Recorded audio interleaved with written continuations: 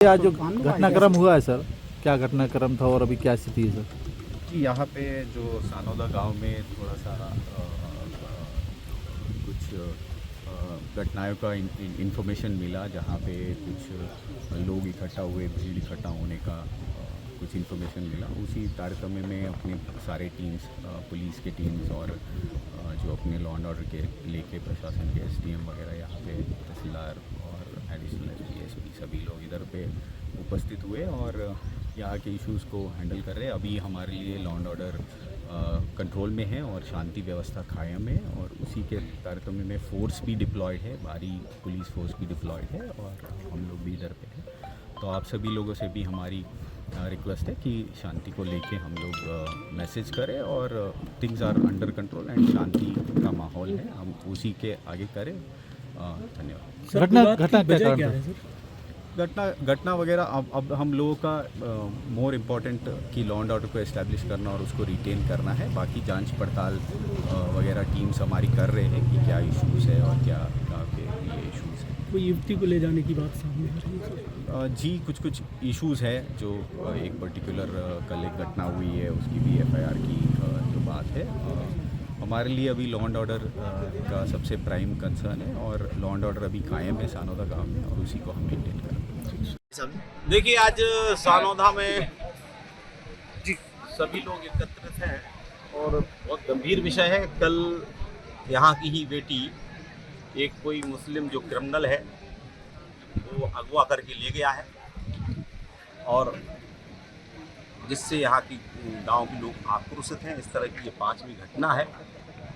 मैंने कल ही एसपी साहब से बात की थी, यहाँ पर टीआई से भी बात की थी और कहा था ये गंभीर विषय है, इसमें मामला दर्ज होना चाहिए, लेकिन केवल गुमशुदा की रिपोर्ट लिखी गई। हालांकि एक टीम गई है और मालूम पड़ा है कि बहुत जल्दी वो जो व्यक्ति ले गया है वो गिरफ्त में होगा, लेकिन कुल मिलाकर वो अवैध काम करता है।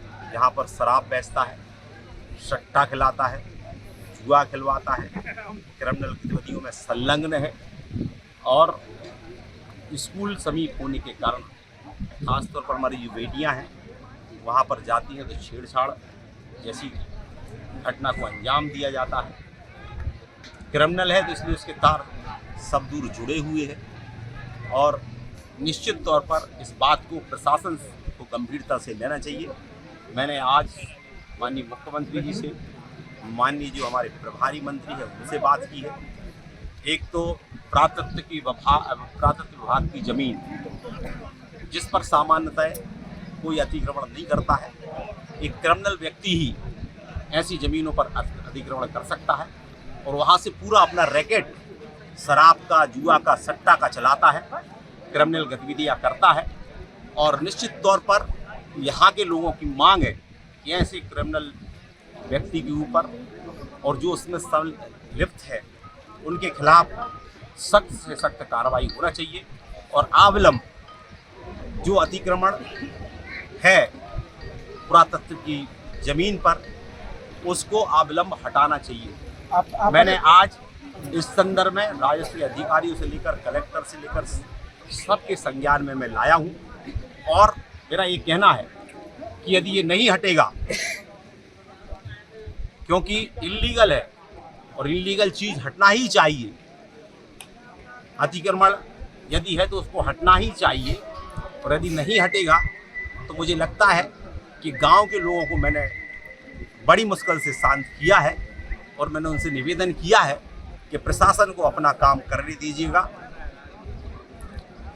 हम भी प्रशासन के साथ हैं लेकिन गांव के लोगों के भी साथ हैं।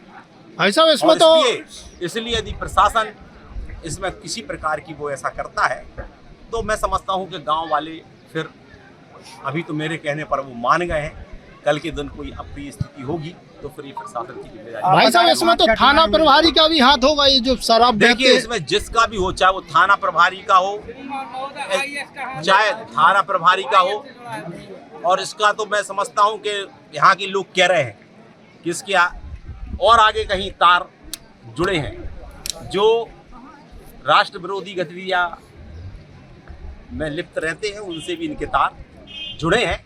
और मुझे लगता है कि हो सकता है कि यहाँ पर हथियारों का जखीरा भी मिले।